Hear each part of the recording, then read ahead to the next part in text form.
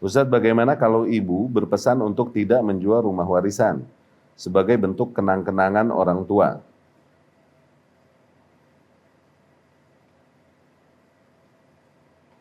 Kalau ibunya udah meninggal, kalau ibunya udah meninggal, maka kaidahnya maslahatul ahya tuqaddam ala maslahatil amwat. Maslahat orang yang masih hidup selalu lebih diprioritaskan daripada maslahat yang orang yang udah mati, yang udah meninggal. Nah, ketika itu anak-anaknya ada yang membutuhkan, misalnya membutuhkan dari sisi ekonominya dan lain-lain, mereka minta jual, maka jual. Maslahat orang hidup lebih didahulukan daripada maslahat orang mati. Itu satu. Yang kedua, katakan ibunya masih hidup dan bilang jangan dijual. Maka ini kondisional. Dilihat. Kembali kepada maslahat para hak waris, ahli waris. Awas. Ahli waris ini membutuhkan nggak? Kalau mereka sangat terdesak dan membutuhkan, mau nggak mau kita nggak penuhi perintah dan permintaan ibu tersebut, nggak apa-apa. Itu tidak termasuk bentuk durhaka kepada orang tua, nggak.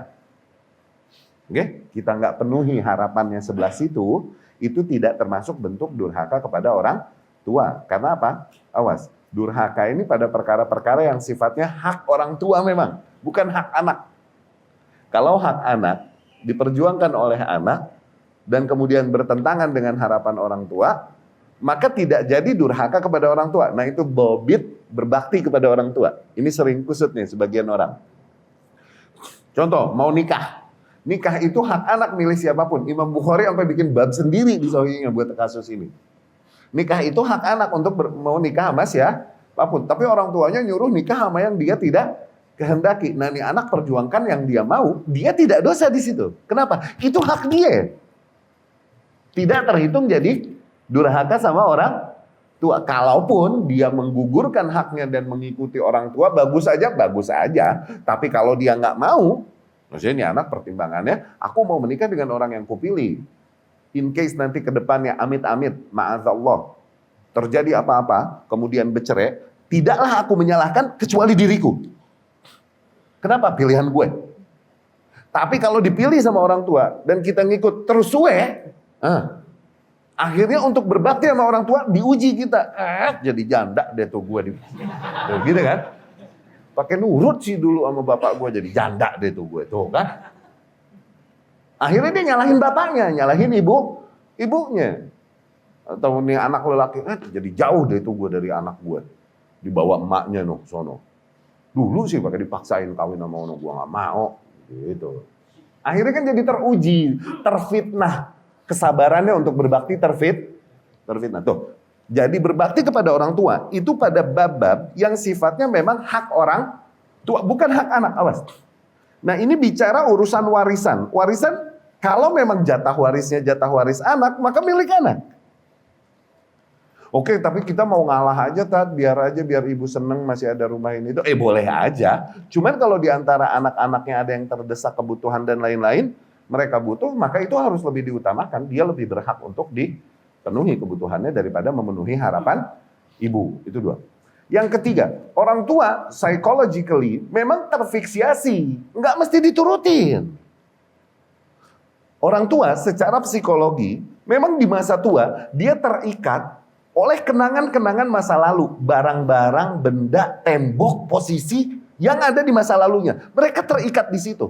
Makanya orang tua demen ngumpulin barang-barang rombeng. Iya loh. Itu psikologis karena mereka terikat. Bahasa psikologinya kalau kata si Icam nih terfiksiasi. Kalau kata Icam. Terfiksiasi mereka. Terjebak memang di situ. Kalau setiap kali orang tua begitu mesti kita turutin, cueknya. Ya tetap hitung maslahat madorot. Dapat gak? Dan itu tidak termasuk jadi durhaka kepada orang tua, enggak, karena itu hak anak. Demikian juga waris, apalagi waris. Nah, sekarang anaknya punya hak waris di situ dan keluarganya membutuhkan, punya utang kah atau kebutuhan-kebutuhannya nggak terpenuhi kah, sementara dia punya hak waris di situ. Kemudian hak warisnya ditunda-tunda hanya demi memenuhi harapan ibu yang kejebak di dalam memori. Dibilang, untuk kenang-kenangan, rumah untuk kenang-kenangan noh. Gue lagi bicara napas susah nih di rumah. Segala kenang-kenangan. Gue lagi napas susah, makan Senin Kemis. Orang puasa Senin Kemis nih. Gue makannya Senin Kemis, mah. Gitu. Segala kenang-kenangan. Orang puasa Senin Kemis nih, gue makannya Senin Kemis. Segala kenang-kenangan dibela-belain. Napas engap. Belum lagi pinjol gedor pintu.